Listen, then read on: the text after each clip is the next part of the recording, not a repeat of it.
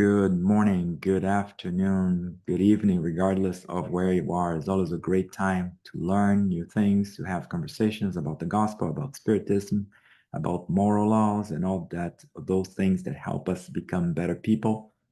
Today, we're going to review chapter 14 of the book, Our Daily Bread. The title of the chapter is Pages, and it's based on James chapter 3, verse 17. Before we delve into the study, I'd like to thank Kardec Radio for the opportunity to open up their platform for lessons like this one. Kardec Radio is on several social media platforms offering similar programs to this one. They also have their own app where you can have access to podcasts like type of recordings. So stay tuned and make sure you subscribe to their different social media. And also you are able to provide comments or questions to Kardec Radio via their X account, X formerly known as Twitter. Before we begin, let's take this opportunity to close our eyes in prayer and connect with our spiritual friends, those who are always with us, always trying to assist us, always trying to make us better people. We want to thank for all the support they give us, all the strength, the inspiration during the moments of trials and tribulations, and the strength and the guidance when we have to make our decisions. May we keep our hearts and minds open to all the great ideas, to all the great energy that they send to us, because those are so helpful to our well-being. So be it. Thank you. So today we're going to review chapter 14 of the book, Our Daily Bread, and it's based on James chapter 3, verse 17. And this is what James wrote. But the wisdom that comes from heaven is first of all pure, then peace-loving, considerate, submissive, full of mercy and good fruit, impartial and sincere. So this is kind of interesting. James reminds us, actually he draws a parallel between what comes from heaven, in this case representing the higher spiritual world, the spheres that are populated by evolved spirits, of enlightened spirits, versus what you'd find on Earth, which is not at the same level. Of course, our world being a world of second category of trials and atonement, it is not yet peace-loving, it's not considerate, we're not acceptive, we don't accept our fate, we lack mercy, and our fruits are not always good, not always impartial, not always sincere. So he draws a parallel with those. Emmanuel first explains here to us, indicating that every published page has a soul, and the believer is required to investigate its nature. The sincere examination will immediately indicate to which sphere it pertains, whether in the destructive activity of the world or in the center of construction toward spiritual life. Very interesting the way Emmanuel explains to us that he talks about page, a published page. In a published page, whenever we talk about published, means making public, being disseminated. And he makes a reference here to page as in a message. Nowadays, we live in the information age, in the true information age, where a page has so many characteristics.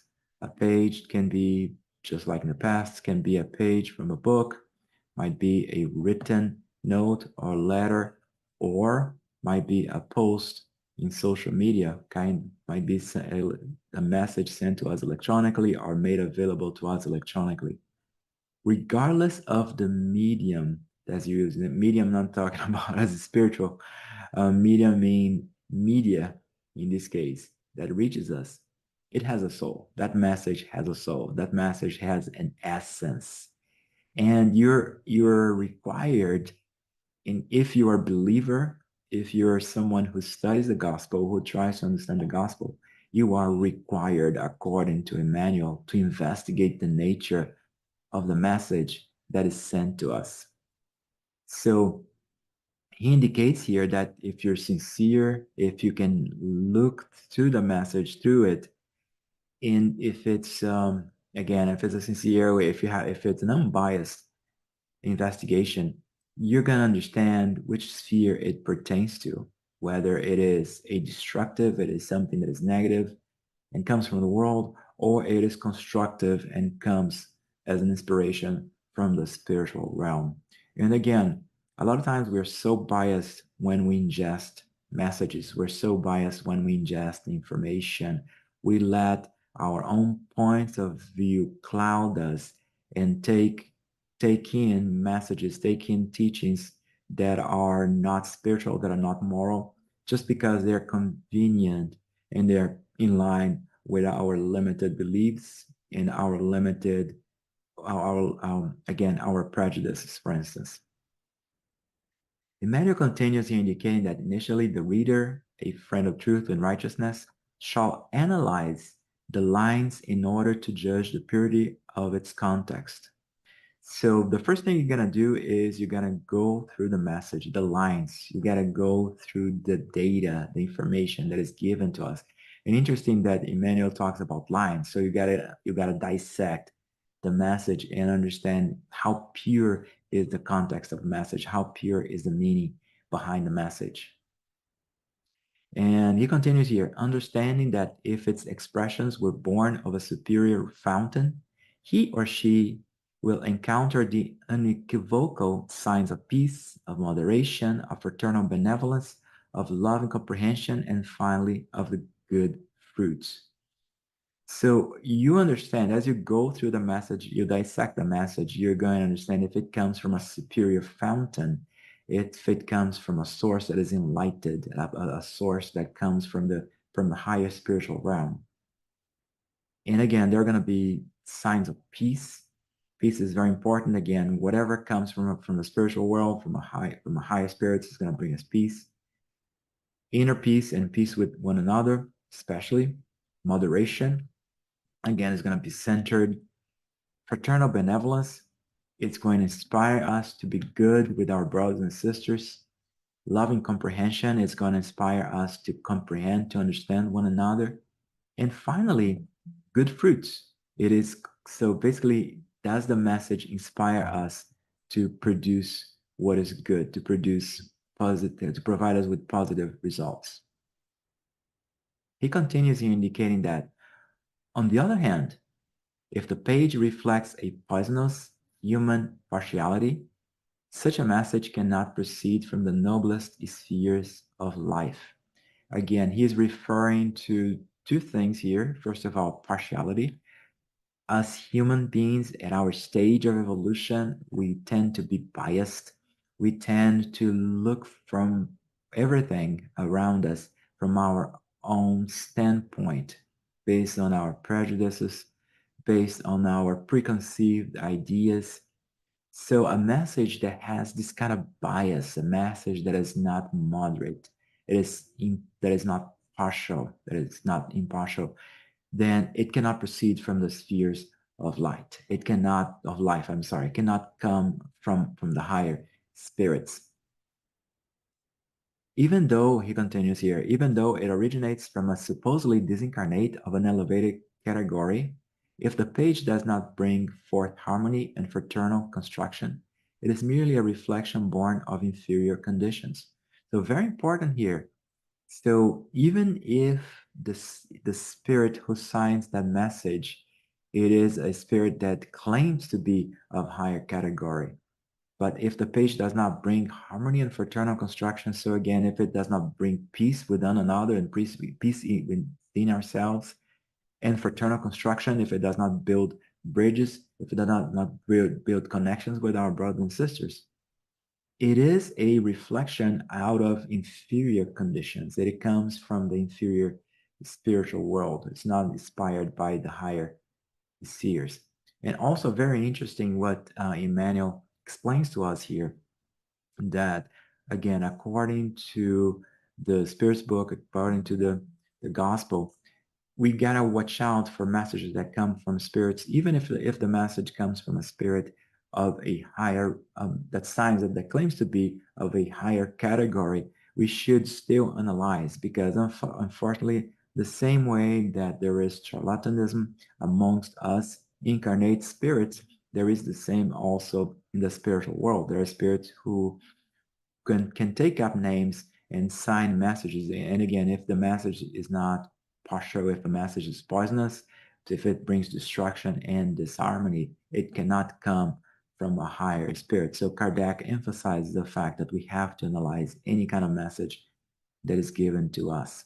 And also, we can extrapolate that to messages that are given to us from from the incarnate spirits as well. How many times are we exposed to messages by either celebrities or political figures or even our friends and family, and those messages are not constructive?